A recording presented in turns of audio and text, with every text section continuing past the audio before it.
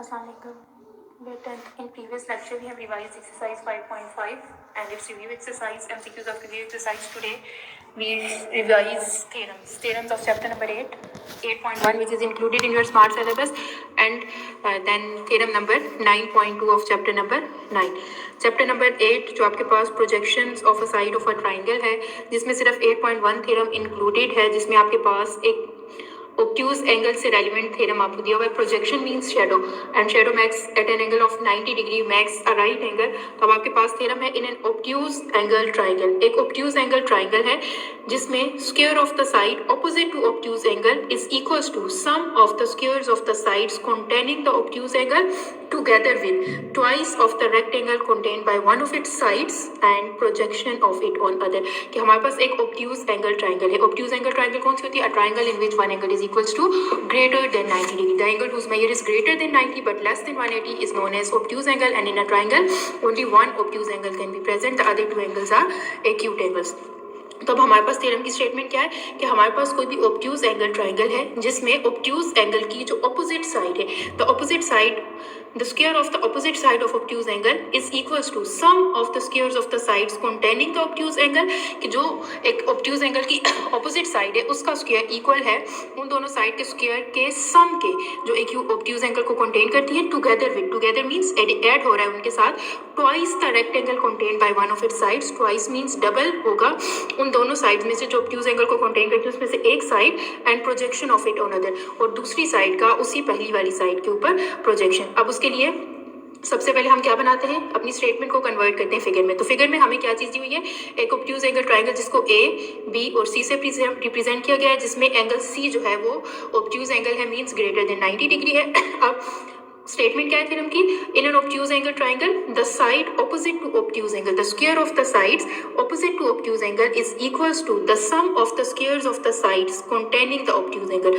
the sum of the squares of the sides containing the obtuse angle together with, उनके साथ twice होगा, twice of rectangle contained by one of its side and projection of it on other. अब हमें एक obtuse angle triangle given थी, उसके बाद हमने कंस्ट्रक्शन में क्या किया, हमने साइड ए बी का प्रोजेक्शन ड्रॉ किया साइड ए सी के ऊपर. This is the projection of A C. अब ये ए सी का प्रोजेक्शन है जो यहाँ पे हमारे पास यहाँ से स्टार्ट हो रहा है, जहाँ से ये साइड स्टार्ट हो रही है और ये साइड यहाँ पे एंड हो रही है, तो यहाँ से स्ट्रेट 90 का जो एंगल बन रहा है, this is a projection of A C on B C. ये हमारे पास ए सी का प्रोजेक्शन है बी सी के ऊपर. तो हमें एक ऑब्ट्यूज एंगल ट्राइंगल गिवन है, obtuse angle triangle ABC in which angle C is obtuse angle, जिसमें एंगल C जो है वो obtuse angle है और उसमें हमारे पास प्रोजेक्शन है CD is the projection of AC on BC. ये वो दो साइड्स हैं जो obtuse angle को contain करती हैं, तो उसके साथ टुगेदर क्या होना है, twice of one of its side and projection of it on other. कि वो जो दो साइड्स ऑब्ट्यूज एंगल को कंटेन करती है उसमें से एक साइड और दूसरी साइड का उसी पहली वाली साइड के ऊपर प्रोजेक्शन. तो हमारे पास कंप्लीट क्या बन जाएगा, the square on the side opposite to obtuse angle is equal to sum of the squares of the side containing the obtuse angle. वो उन दोनों साइड के स्क्वायर का सम जो obtuse एंगल को कंटेन करती है, together with twice of one of its side and projection of it on other. कि पहली साइड और दूसरी साइड का उसी पहली वाली साइड के ऊपर प्रोजेक्शन, ये हमें प्रूव करना है. अब इसको प्रूव करने के लिए जब हमने प्रोजेक्शन बनाया, projection makes an angle of 90 degree, तो हमारे पास राइट एंगल ट्राइंगल बन गई है. गिवन में हमें एक ऑब्ट्यूज एंगल ट्राइंगल गिवन है जिसमें उसकी opposite side small A, capital A के सामने स्मॉल ए, कैपिटल बी के सामने स्मॉल सी और कैपिटल बी के सामने स्मॉल बी की उनको वर्टिसेस को नाम दिया है, उनकी मेजरमेंट्स को नाम दिया है. फिर ये हमने मैथमेटिकली प्रूव करना है, measure of A B whole square, the square on the side opposite to obtuse angle is equal to sum of the squares of the side containing the obtuse angle together with twice the rectangle contained by one of its side and projection of it on other. जिसको फिर next line में mathematically उनकी measurement से represent किया गया है. तो ये चीज़ हमने प्रूव करनी है. अब इसके लिए हमारे पास ये जो फिगर्स बनी हुई हैं, projection always makes an angle of 90 degree, projection हमेशा 90 डिग्री का एंगल बनाता है. तो हमारे पास राइट एंगल ट्राइंगल बन गई, एक राइट एंगल ट्राइंगल हमारे पास बन गई है ए बी डी, और दूसरी राइट एंगल ट्राइंगल हमारे पास यहाँ पे बन गई है ए सी डी. ये ए सी डी और ए बी डी, क्योंकि इन दोनों में ये राइट एंगल यूज हो रहा है, तो ये दो हमारे पास राइट एंगल ट्राइंगल बनी है. अब हम इन राइट एंगल ट्राइंगल पे पाइथागोरस थ्योरम लगाएंगे, because right angle triangle satisfies the Pythagoras theorem. Now in triangle A D B, triangle A D B अगर जो हमारे पास छोटी वाली ट्राइंगल है सॉरी बड़ी वाली जो ट्राइंगल उसको अगर हम कंसीडर करें, hypotenuse whole square is equal to base whole square plus perpendicular whole square है।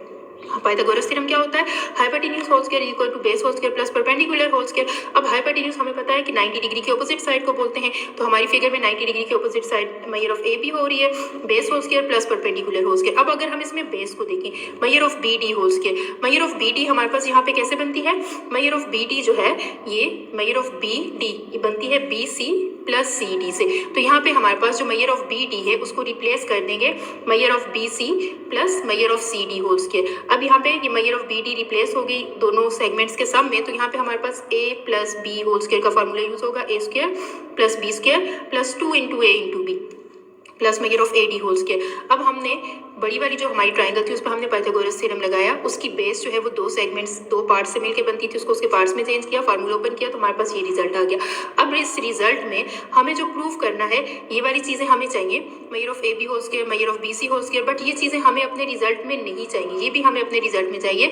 अब जो चीज़ हमें नहीं चाहिए, हमें एक और चीज़ चाहिए, measure of A C whole square, जो यहाँ पे मौजूद ही नहीं है, हमें measure of A C whole square चाहिए। तो अब अगर हम अपनी फिगर में देखें तो हमारे पास एक और राइट एंगल ट्राइंगल बनी हुई है, measure of A C D. अब अगर हम इस ट्राइंगल पे पाइथागोरस थ्योरम लगाएंगे तो हमारे पास क्या हो जाएगा, hypotenuse whole square is equal to base whole square plus perpendicular whole square. तो उस पे पाइथागोरस थ्योरम लगा के उसमें जो हमारे पास नेक्स्ट ट्राइंगल में पाइथागोरस थ्योरम लगेगा उसमें हमारे पास वो चीज़ें रिप्लेस हो जाएंगी यहाँ से जो हमें यहाँ पे नहीं चाहिए, measure of C D whole square plus measure of A D whole square, measure of C D whole square plus measure of A D whole square किसके इक्वल आ गया, measure of A C whole square, measure of A C whole square. तो अब हमारे पास यहाँ पे जो measure of C D whole square plus measure of A D whole square था उसकी जगह हमारे पास क्या आ गया है, measure of A C whole square minus measure of A D C D whole square, A C हो सी डी होल स्क्वायर और C D whole square cancel हो जाएंगे, तो हमारे पास सिंपल क्या रह जाएगा, measure of A B whole square plus measure of B C whole square plus measure of A C whole square 2 into measure of BC into measure of CD, which is equals to the square on the side opposite to obtuse angle is equals to sum of the squares of the sides containing the obtuse angle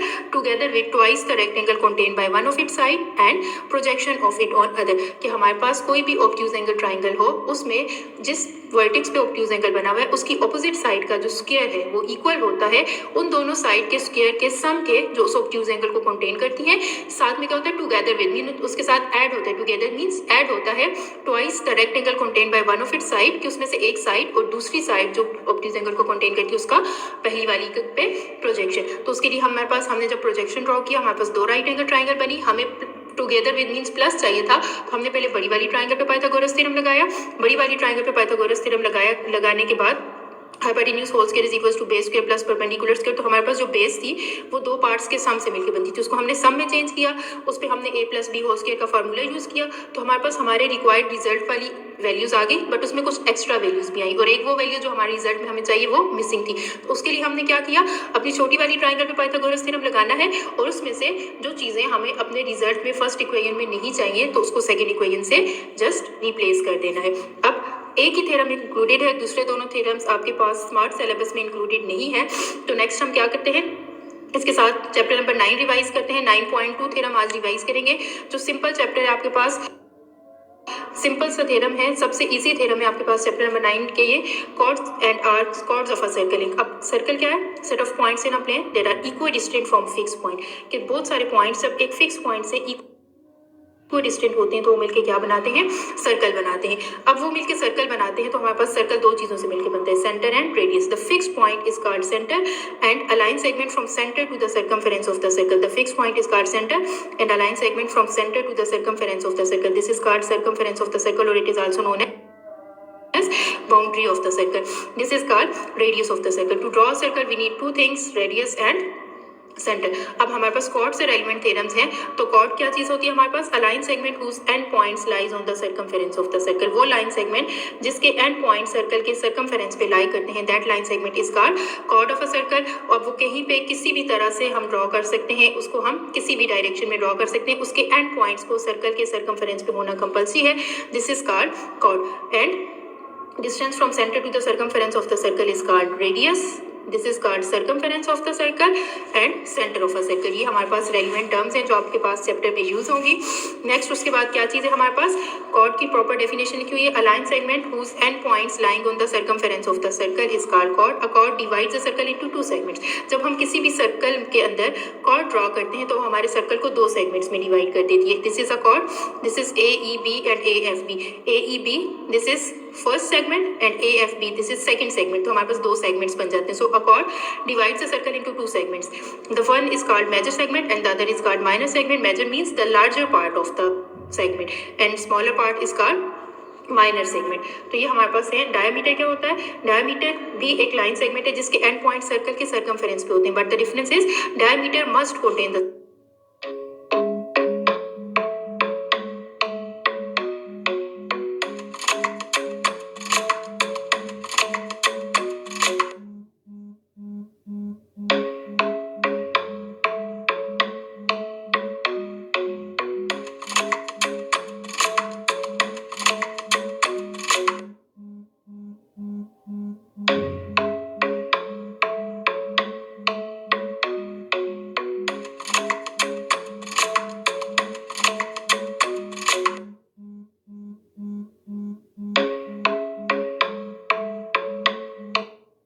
center of a circle. Diameter must passing through the center of a circle. A diameter is a chord that contains the center of a circle.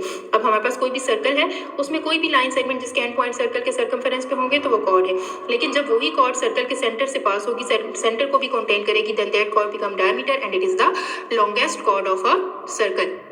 Diameter divides the circle into two equal segments, two equal parts which each is known as semicircle. Diameter जब भी हम किसी circle में draw करते हैं तो हमारे circle को दो इक्वल पोर्शन में ड्रॉ डिवाइड करता है and each portion is known as in this case semicircle. Chord divide करती है टू पार्ट्स में, जिसमें एक पार्ट माइनर सेगमेंट और दूसरा मेजर सेगमेंट होता है, बट डायमीटर डिवाइड करती है two parts which are two equal parts and each is known as semicircle. हर एक को क्या बोलते हैं, सेमीसर्कल बोलते हैं। अब आपको एग्जाम्पल में यहाँ पे प्रॉपर्ली मेंशन भी किया गया, this is diameter. It can also be known as chord. every chord is not a diameter but every diameter is a chord. Now this is a chord and it contains the center of a circle so it becomes a diameter. ये हमारे पास diameter है और diameter ने हमारे circle को दो equal portion में divide कर दिया, it is known as semi circle. उसमें से दो हर पार्ट को क्या कहा जाता है, सेमी सर्कल। अब ये रेलिवेंट टर्म्स जो हम अपने पास इस चैप्टर में यूज करेंगे। थ्योरम नंबर 9.2 हम पहले रिवाइज करते हैं। 9.1 थोड़ा लेंथी है तो आज आप 8.1 के साथ 9.2 रिवाइज करेंगे। नेक्स्ट लेक्चर में इंशाल्लाह 9.1 और 9.3 जो है वो रिवाइज करेंगे। अब 9.2 थ्योरम क्या है हमारे पास, a straight line drawn from the centre of a circle to bisect a chord. A straight line is drawn from the center of a circle means first we have to draw a circle and then we have to draw a straight line from the center of a circle. हम एक straight line draw करेंगे center of a circle to bisect a chord. It means we have to draw a circle. हमें एक circle draw करना है, then we have to draw its chord. हमें एक उसकी कॉर्ड ड्रॉ करनी है विच इज नॉट डायमीटर, जो डायमीटर नहीं होनी चाहिए। Then draw a straight line drawn from centre of a circle to bisect a chord. तो हमने एक सर्कल ड्रॉ किया विद सेंटर ओ, फिर उसके बाद हमने एक कॉर्ड ड्रॉ की, फिर सर्कल के सेंटर से एक स्ट्रेट लाइन ड्रॉ की जो हमारी कॉर्ड को क्या करती है, बाइसेक्ट करती है। Bisect means two equal parts में डिवाइड करती है। ए एन की मैयर जो है वो बी एन के इक्वल है। So we have given a circle with center O, we have given a chord and a straight line which is drawn from center of a circle to bisect a chord means this n is the midpoint of the chord AB। ये हमारे पास given है और हमने proof क्या करना है, which is perpendicular to the chord, कि जो straight line हम सर्कल के सेंटर से सर्कल की chord के ऊपर ड्रॉ कर रहे हैं वो जो लाइन है वो chord के परपेंडिकुलर लाइन है। Perpendicular means makes an angle of 90 degree. इस लाइन को हमें क्या बनाना है, परपेंडिकुलर। कि हमें क्या गिवन है, अ straight line drawn from a centre of a circle. हमें सर्कल के सेंटर से सर्कल की कॉर्ड के ऊपर एक स्ट्रेट लाइन गिवन है जो कॉर्ड को बाइसेक्ट भी कर रही है और हमने प्रूव ये करना है कि ये जो लाइन है ये कॉर्ड के परपेंडिकुलर है। Perpendicular means this lines makes an angle of 90 degree at point N. ये हमने मैथमेटिकली प्रूव करना है। तो गिवन हमें क्या है, a circle with centre O, A B is a chord and n is the midpoint of AB. Midpoint of AB means this line bisect the chord into two equal parts which is joined to O। और prove हमने क्या करना है, this ON is perpendicular। perpendicular means makes an angle of 90 degree। उसके लिए construction हम क्या करेंगे, join O to A and B। Construction हमने क्या किया, डॉटेड लाइन से आपको यहाँ पे जो नजर आ रहा है पॉइंट O को ज्वाइन कर दिया A और B से, तो अब हमारे पास दो ट्राइंगल्स बन गए O A N ONA ONB। हमारे पास ये दो ट्राइंगल्स बन गई है। इन दोनों ट्राइंगल्स की हम लेंगे करस्पॉन्डेंस लेने के बाद हम कौन कौन सी पॉस्टुलेट यूज कर सकते हैं। ON is congruent to ON, common line है दोनों ट्राइंगल्स में। OA is congruent to OB, OA जो है वो OB के कॉन्ग्रुएंट है। OA is the radius of the circle, OB is also the radius of the circle and all these points are equidistant from fixed points, so radii of same circle are always congruent. And the last postulate is AN is congruent to BN, AN और BN because this point N bisect the chord। ये जो line है हमारी chord को bisect करके to equal parts में divide करिए। This is given, N हमें मिड पॉइंट गिवन है। तो हमारी तीन postulates पूरी हो गई हैं इस ट्राइंगल के एलिमेंट्स के साथ। First one, OA is congruent to OB radii of same circle, क्योंकि एक सर्कल के अंदर जितने भी रेडियस ड्रॉ किए जाएं सर्कल के सेंटर से सर्कमफेरेंस तक जो डिस्टेंस होता है वो हमेशा कॉन्ग्रुएंट होता है। ON is congruent to ON, common line है वो कॉन्ग्रुएंट होगी, ये कंपल्सरी है। AN is congruent to BN, N हमें मिड पॉइंट गिवन है, हमें ये बता दिया था कि ये जो लाइन है हमारी कॉर्ड को बाइसेक्ट करी टू इक्वल पार्ट्स में। So after three postulates triangle OAN is congruent to triangle OBN by side postulate. If the triangles are congruent, then all the remaining elements are congruent. तो अब हमारे पास यहाँ से कौन से remaining elements हैं? एक triangle ONA का angle 1, triangle ONB के angle 2 के साथ congruent होगा। Angle 1 is congruent to angle 2, corresponding angles of congruent triangle, but measure of angle 1 plus measure of angle 2 is equals to 180 degree. Supplementary angle postulate, क्योंकि एक line के ऊपर जितने भी एंगल्स हों हम उनको सम अप करें तो वो मिलकर कौन सा एंगल कंप्लीट करते हैं? 180 डिग्री। एक लाइन के एक एंड पॉइंट से स्टार्ट हो, सेमी सर्कल कंप्लीट हो, दूसरे एंड पॉइंट पे खत्म हो, then the sum of all these angle must be equals to 90 degree. तो अगर हम इन एंगल्स को ड्रॉ करें तो हम इनका सम अप करें तो हमारे पास सेमी सर्कल कंप्लीट होता है जो 180 कंप्लीट करेगा। सो सम इज 180। ऊपर हम प्रूव कर चुके हैं कि एंगल 1 और 2 कॉन्ग्रुएंट है और हमारे पास सप्लीमेंट्री एंगल पॉस्टुलेट की वजह से 1 और 2 का सम 180 भी होना है। अब कौन सी कॉन्ग्रुएंट मेजर यहाँ पे डाली जाए कि जिनका सम 180 भी हो जाए? तो कॉन्ग्रुएंट कौन सी मेजर होती है? 90 प्लस 90 180 होता है और कोई भी कॉन्ग्रुएंट मेजर 180 कंप्लीट नहीं करती है। So measure of angle 1 is equals to measure of angle 2 is equals to 90 degree. दोनों का सम 180 है। ऊपर हम बता चुके हैं कि दोनों कॉन्ग्रुएंट है, तो कौन सी कॉन्ग्रुएंट मेजर दोनों की जगह डाली जाए तो 180 बनता है? 90। It means both these angles are of measure 90 degree and a line that makes an angle of 90 degree is perpendicular line, so ON is perpendicular to AB and this is the required result। यही हमारा क्या है? required result है। तो बहुत simple सा ये theorem है कि हमारे पास एक सर्कल गिवन था, a straight line drawn from the center of a circle on chord to bisect a chord। अब हमें एक सर्कल गिवन था, सर्कल के साथ एक chord गिवन थी और सर्कल के सेंटर से उस chord पे एक लाइन ड्रॉ की गई है जो हमारी chord को बाइसेक्ट करती है। हमने प्रूव करना है कि this line is perpendicular to the chord AB, means ON is perpendicular to the chord AB। अब हमारे पास 9.32 और 3 दोनों कन्वर्स हैं, तो दोनों में डिफरेंस याद रखना है। Starting part of the statement is given, इसमें हमें गिवन था क्या था? A straight line drawn from the centre of a circle on a chord to bisect it. अब वो उसको बाइसेक्ट करती है, देन इट इज परपेंडिकुलर, ये हमने प्रूव करना है। तो नेक्स्ट इसी का कन्वर्स है, तो कन्वर्स में डिफरेंस याद रखना है। यहाँ पे हमें इसको परपेंडिकुलर बनाना है, मींस हमें इनके एंगल्स को 90 डिग्री प्रूव करना था जो हमने प्रूव किया है। अब आपने इन दोनों थ्योरम्स की प्रैक्टिस करनी है, थ्योरम नंबर 8.1 और 9.2 की। इनसे रेलेवेंट एग्जांपल्स जो हैं, जो आपके पास एप्लीकेशंस ऑफ थ्योरम्स होती हैं, जो एमसीक्यूज के लिए बहुत इंपॉर्टेंट होती हैं आपके लिए, उनकी भी आपने प्रैक्टिस करनी है। चैप्टर नंबर 8 का एक ही थ्योरम आपके पास इंक्लूडेड था, तो चैप्टर नंबर 8 के रिव्यू एक्सरसाइज के एमसीक्यूज को भी सॉल्व करना है। और देन चैप्टर नंबर 8 और 9 जो दोनों थ्योरम्स आपने किए हैं, इन दोनों से रेलेवेंट जितनी भी डेफिनेशंस में, एग्जांपल्स में एमसीक्यूज होंगे या बुकलेट के अंदर इनसे रेलेवेंट जितने भी एमसीक्यूज हैं, उन सब एमसीक्यूज